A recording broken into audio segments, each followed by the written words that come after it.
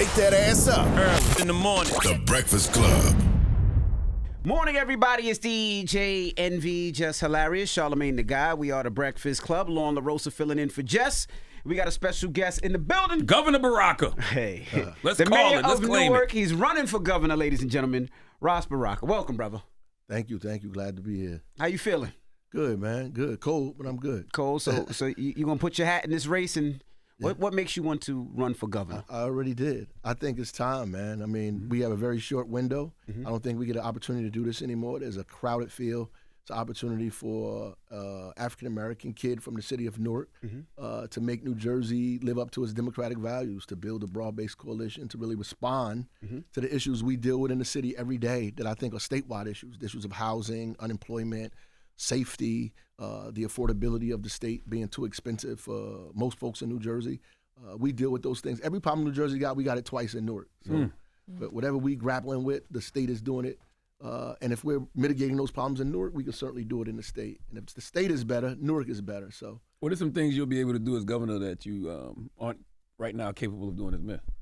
help build more affordable housing across the state of New Jersey, which makes it easier for folks like folks in Newark who are trying to get in housing. So we started 20% affordability in all development in the city. The state followed suit and did the same thing. So now it's not 100 people on the waiting list. It's 5,000 people on the waiting list because New Jersey is in it, and now we can't discriminate against where you come from across the state, which means we need more affordable housing in the state. We need workforce housing. We can do that, right? We can help to reduce the violence, not just in Newark, but also Camden and Trenton, right, and Jersey City and places like that, to begin to create an environment in the city or in the state that is conducive to business, conducive to growth, helping families grow and be safe. We can do that. We can bring more business to the state of New Jersey. We've brought them to Newark, so we can bring them to the state. I think we're uniquely qualified. Most of these other folks that are running have never done, they have no receipts of doing anything. That's right. Except for being in the Democratic Party. To them, I mean, that gives them the privilege. The party picks them and puts them in front of people and say, this is who you're supposed to vote for. I'm tired of that, We got to mix it up. Yeah, I love Newark, man. And, you've done some amazing things in Newark, man, Baraka. One thing I want to talk about is Newark. They experienced a 60% decrease in violent crime.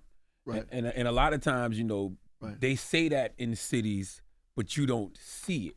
Right. In Newark, compared to where Newark was, a decade ago, you can see that Newark is a lot safer than it was. Not saying it's perfect, but it's a lot safer than it was. How did you do that?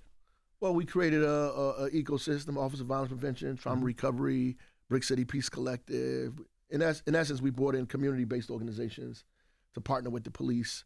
The police started doing really intelligence-based policing, but we brought Roques on to kind of identify what crime was happening at, what violence was happening at. For example, they told us all the bodegas in the city where violence happened in 100 feet of, and gave us some data point that said if we turn the lights on in this area, it will reduce violent crime by 34% if we put lights on in this area. So we did those things, right? We put community people in those communities to deal with high-risk intervention, to deal with folks that were trying to retaliate, kids that are getting out of jail, meeting them immediately, like, we need you to get involved in this and do this, giving them opportunity. And we have I want to thank like New Direction, One Hood, organizations like that work with us in the city that do very, very dangerous work in these communities, trying to reduce the temperature, like they say, reduce the temperature. I wanted to ask, when it came to Newark, how did you get your, I want to say, governing style? And the reason I ask is we've met a lot of mayors, we've seen a lot of mayors in a lot of different cities, but I've never seen a mayor do with some of the things that you do. Like, you go out there and touch the people, right? You use everything that you have to bring people in. Why do you do that so much? I mean, Charlamagne has been part of the stuff that you've done in Newark. I've been down there 1,000,001 times. I've seen you bring celebrities to come down there and not just speak, but to actually help. Why have you done it that way? And why don't you think other mayors follow your way of doing it? Because obviously it's successful. Well, I think I do it this way because it's how I was raised. I'm from Newark, for real. Like, this is my community, He my said people. for real. He said for real. And, I know these people. I know these neighborhoods, these streets, the people on them, good and bad. And I know we need them to help solve these problems. And the people that are closer to the problem are closer to the solutions, in my mind. And, I don't feel like I'm special because I'm the mayor of the city of Newark.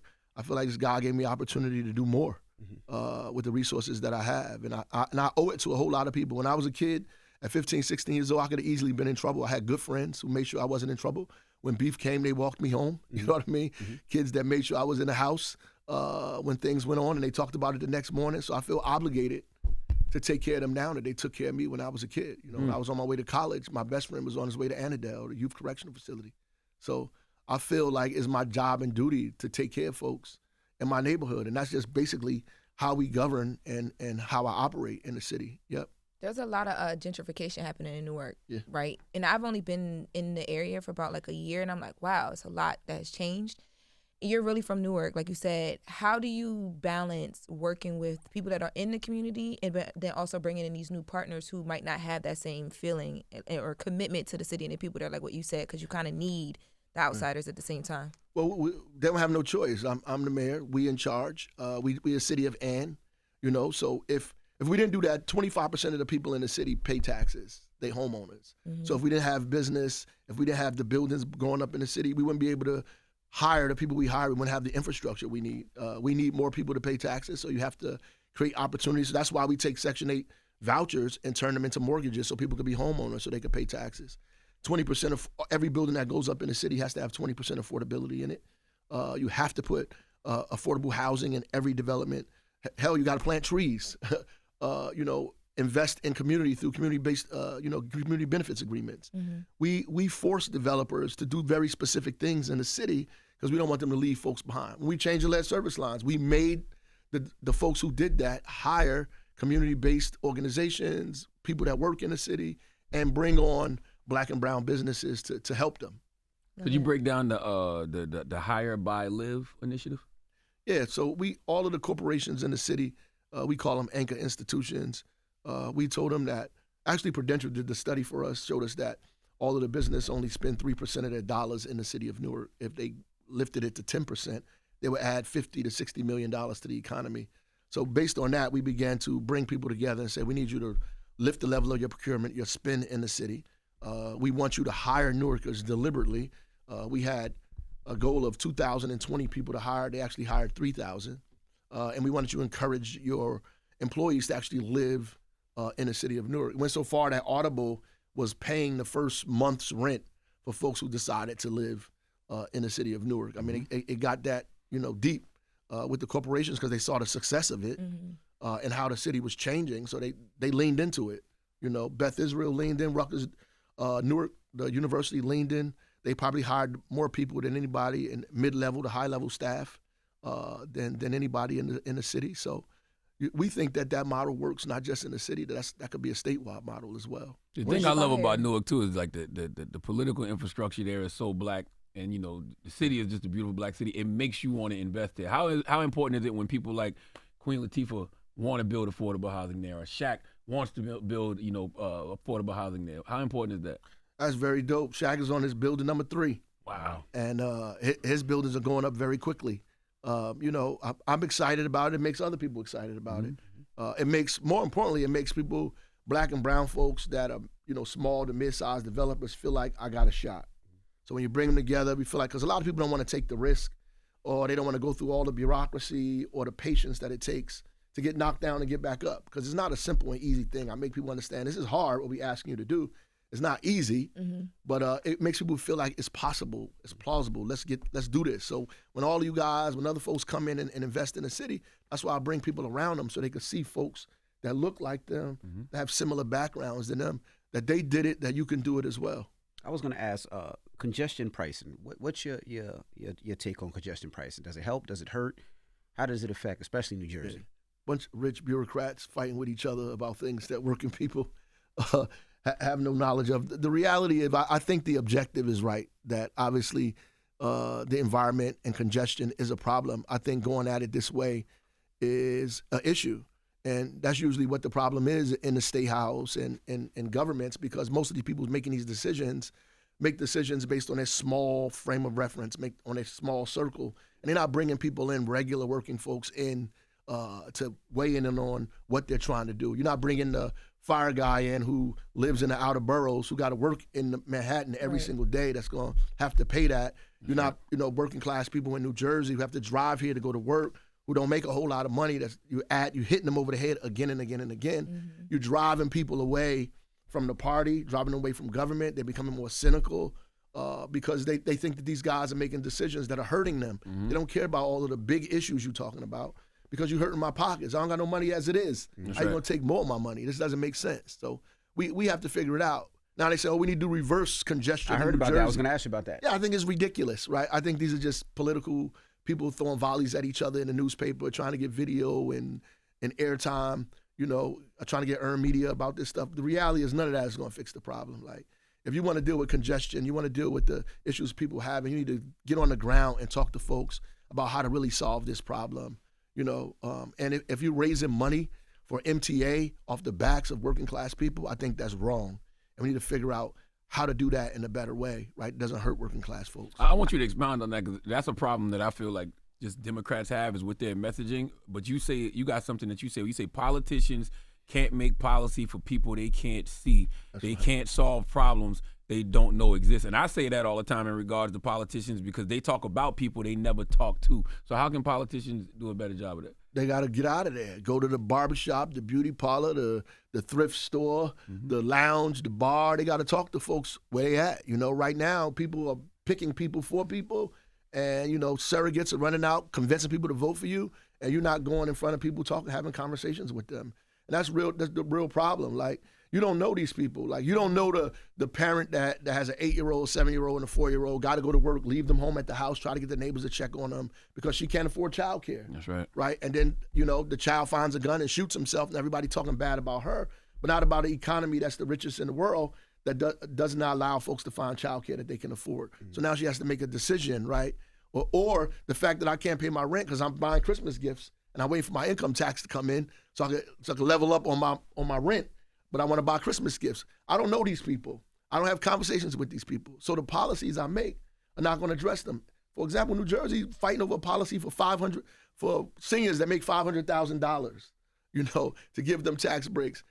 My grandmother is in a nursing home trying to figure out how to pay the nursing home, how to pay medicine, right? How to do all the very specific things. She don't got a home here and a home in the Hamptons and a home in Florida.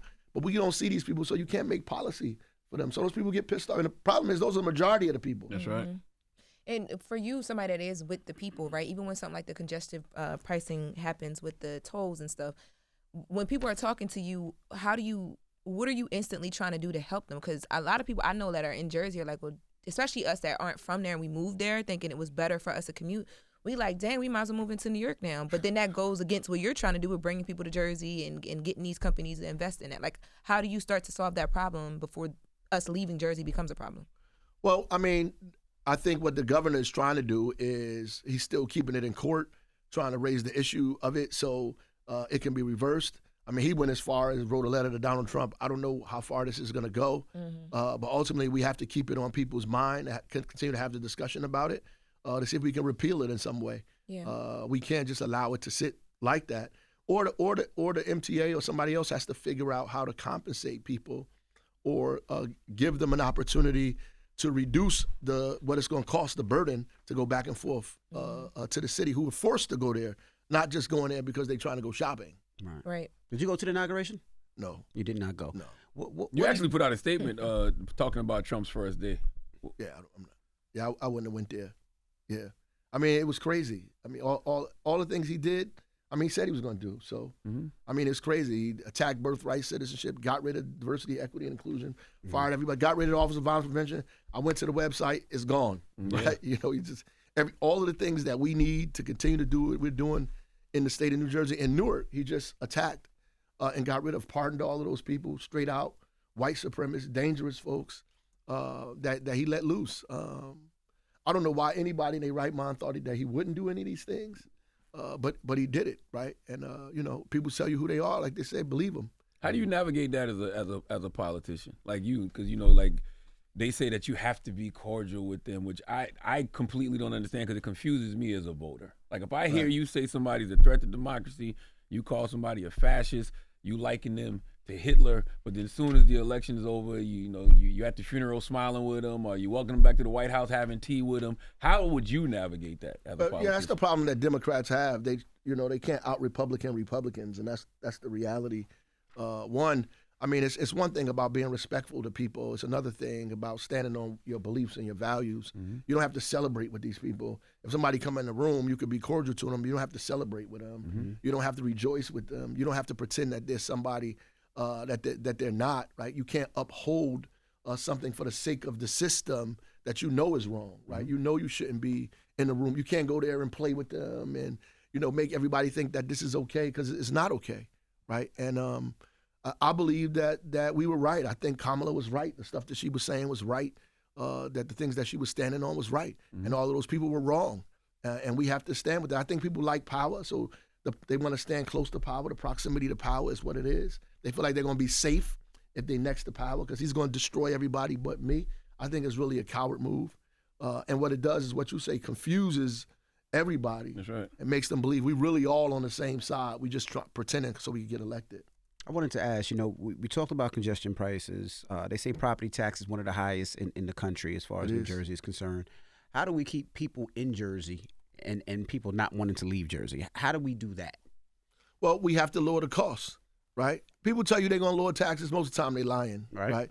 Because the only people taxes get lowered like the super wealthy, right? So, regular working class and middle class families, because what's happening, like what happens in this country, we take from poor people, give to rich folks, and the middle class pay the bill, right?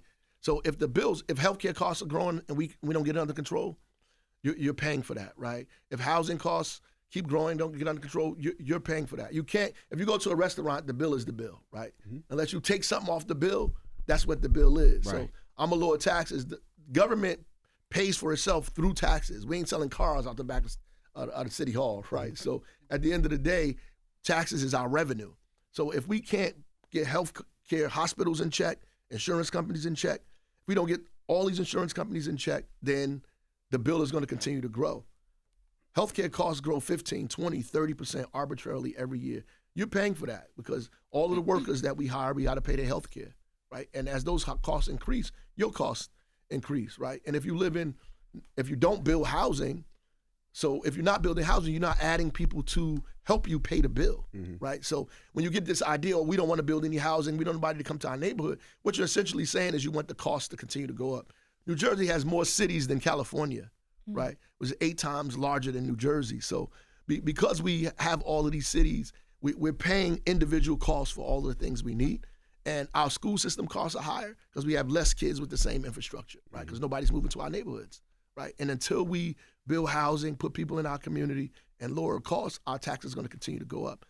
Why do you think people are leaving New Jersey? Because I saw something that it said for 7 consecutive years, more residents moved out of New Jersey than any other state.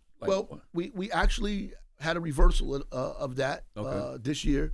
So New Jersey have seen more people move to it than most states in the country. So we one of the fastest growing. So people are now coming back into the state because I would imagine because, it's getting expensive everywhere, right? It's expensive everywhere, and housing is an issue all over the country. And New Jersey is a little bit more liberal than other places. So folks want to come there and not be targeted. I think Jersey is going to be, I don't want to say the new Hollywood, but when you got Lionsgate building what they're building in Newark, when you got Netflix building what they're building in Monmouth County, I think there's going to be a lot of people fluctuating to Jersey. Is that why you guys, because I'm looking here, the Newark land bank came in 2019. Yeah. And for as long as I've known, in Delaware we had a land bank. My grandmother has got a lot of property and land and stuff, and I'm like, 2019, that's so recent. Why did it take so long? And is that why it happened? Because there's so much coming, you want to make sure people can get land and property? We're the only city in the entire state that has the land bank. Wow. We fought for it on the state side, and then we passed it, and locally. We did it so we could turn property over to people in the city who live there. Yeah, I thought that was like a law, like there had to be a land bank. No. Wow, that's sad. No, we want to be able to get it into people's hands, and that's been working. That's how people have been getting property, really, through the land bank, because through the city, you got to go through all this bureaucracy, all the other kind of, you got to go before the council. The land bank, I can sell you the property for $5. Yep. Right? That's how we're able to do the Section 8 mortgages. We take people's vouchers, and we turn it into a mortgage with Bank of America and the land bank. They pull a product together. We're working with the New York Giants. New York Giants are fully furnishing people's homes. Wow. So you got people moving into houses that used to live in the projects, paying the same amount of money that they were paying in Baxter Terrace projects. But now they that, own something. Now they had their own home. Can you explain what a land bank is, just for people who might not know what that is? Well, like if I was a private dude with a whole bunch of money, right, I could buy up all of the property and bank it and sit on it. And, what usually happens is I wait until prices go up, and then I want to sell the property. I sit on it. That's why you go to a lot of cities and you see a lot of vacant property, and you're trying to figure out, why they don't do anything with it, because the city doesn't own it. Mm-hmm. Some private person took it, and they holding on to it so they can make money. So the city does that. Now the city gets all of the property, and we bank it.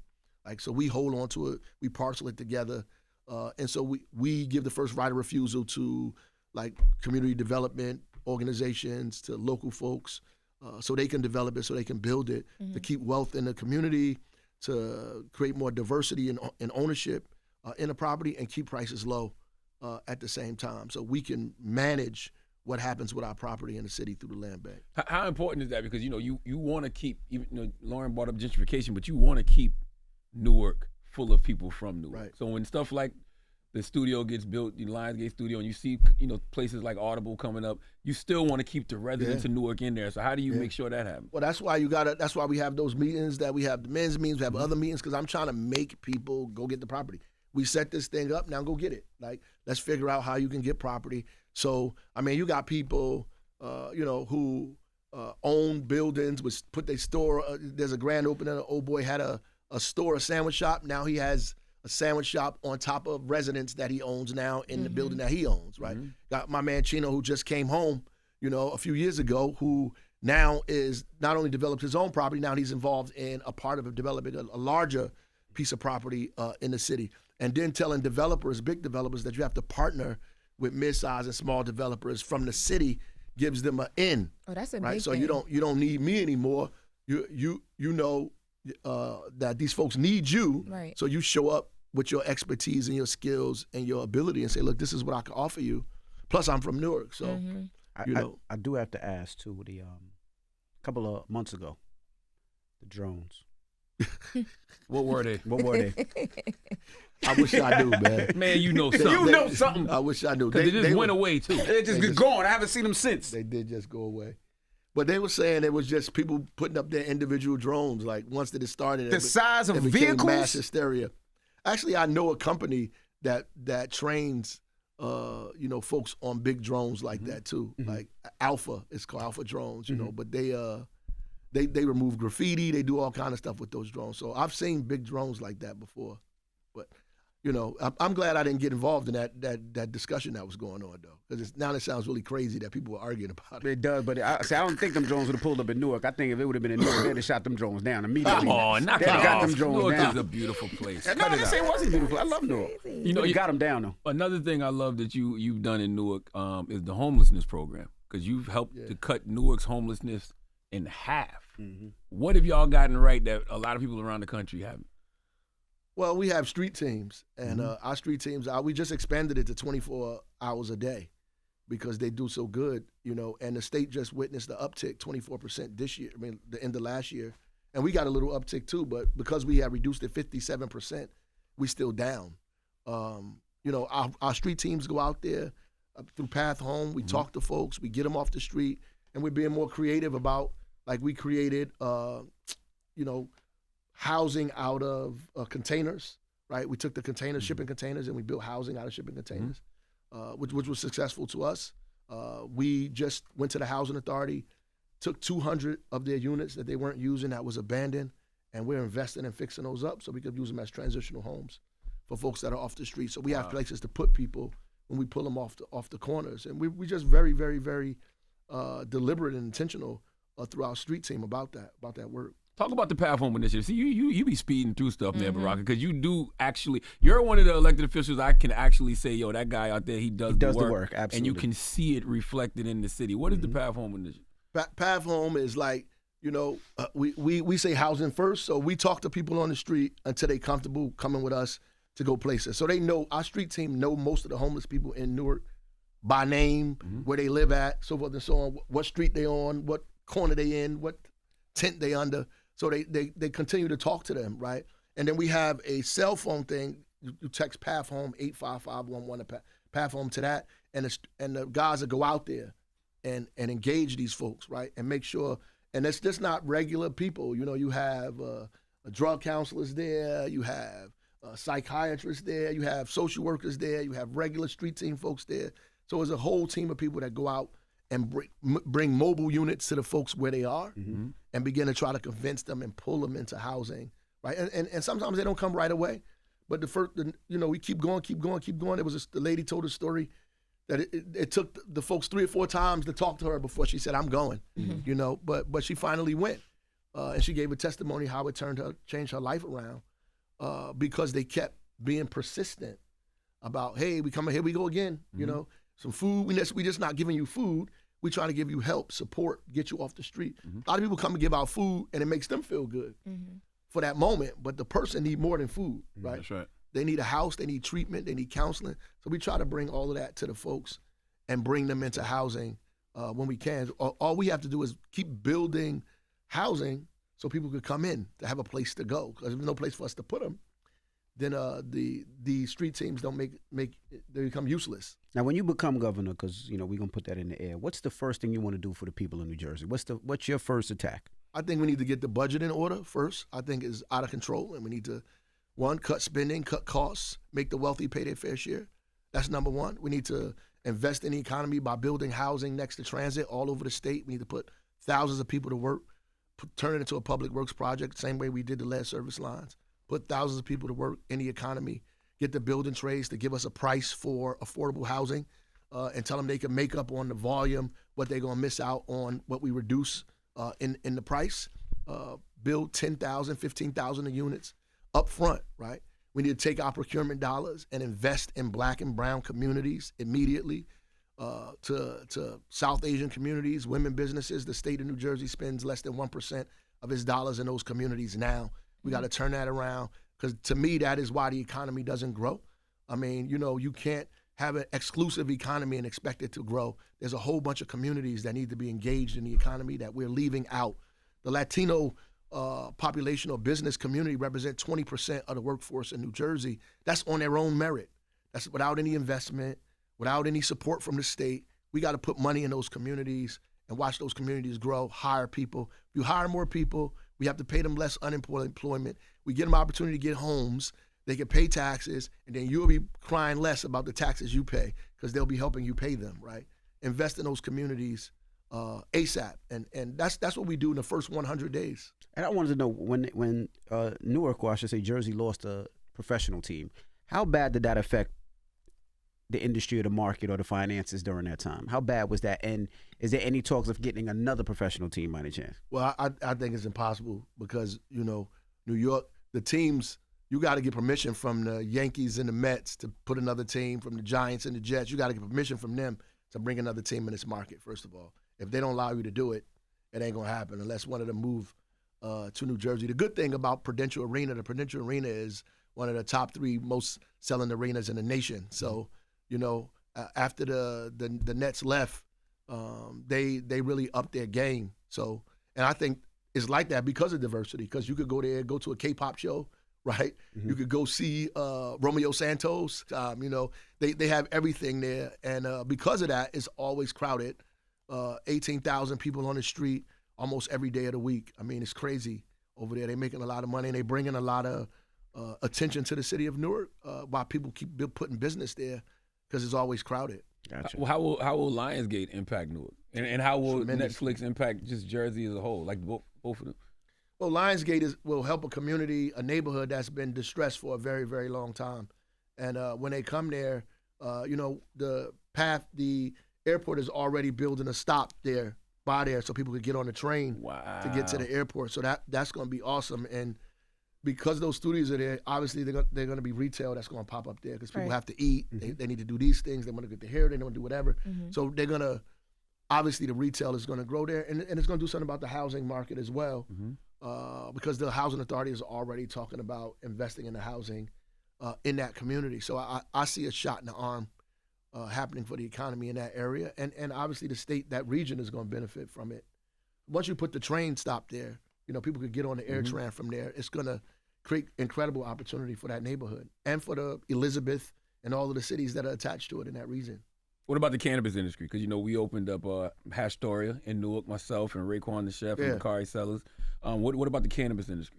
I think it's we got to do better in New Jersey. Let me say that.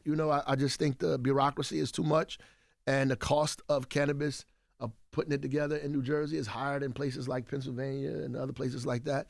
That we have to work out those prices, lower that stuff, make it competitive in our state, and cut a lot of the red tape so more of these things can happen faster than it's happening now, and lean into making sure that Black and brown and underrepresented communities who were victimized have a bigger portion of what's happening here, that we have to do this deliberately. Like New Jersey, they want to do the right thing, that it's afraid to do it out loud. You know what I mean? So you got a whole bunch of people that if you say, Black people are suffering, they'll raise their hand. I agree with that. Then you say, we should do something about it, their hands don't go up.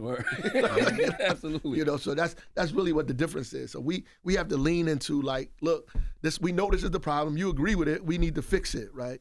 We can't charge this amount of money. There has to be carve-outs for certain people in certain communities.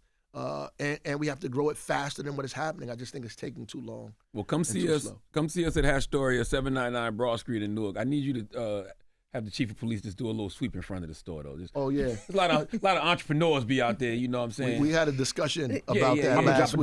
Trying to break down the black dollar. Be out there. They do be. It's very lively. Our customers pull up and they be trying to get their own sales on. You gonna drop a dime on them? Move down the block, man. You know the chief of police tell them move down the block. You know what Telfar did with the people that be outside his store? He dropped Telfar bags off so that he can increase their revenue. Maybe you should talk to those brothers and see what they trying to do and how Hastoria can help. Talk to them. They try to get me weed.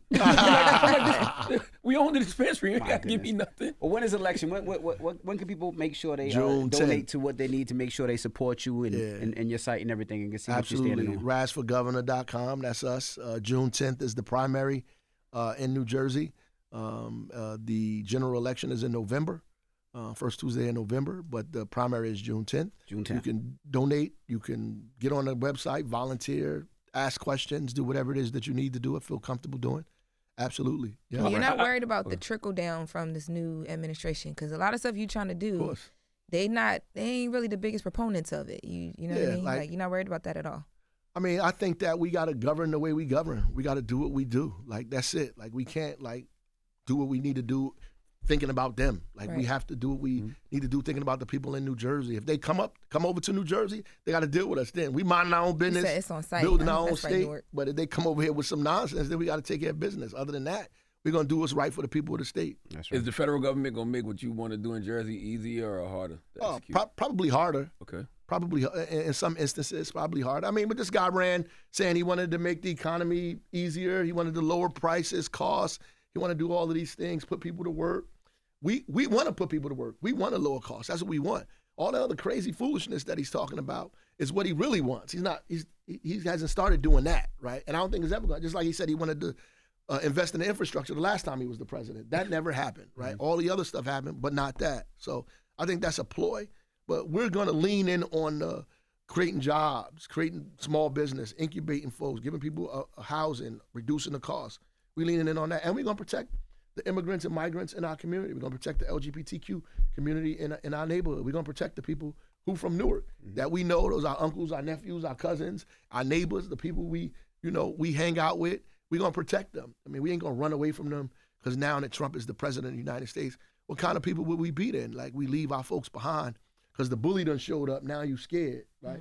It is what it is. These are our family members, and we got to make sure they're good. How insulting is it to be called a DEI mayor as a black mayor? Well, I'm not insulted by it. You know what I mean? I think diversity and equity and inclusion is the right thing. I think what they're trying to say is that you're not qualified. And what they and they say that about everything. So what they're really saying is that we're not qualified for anything.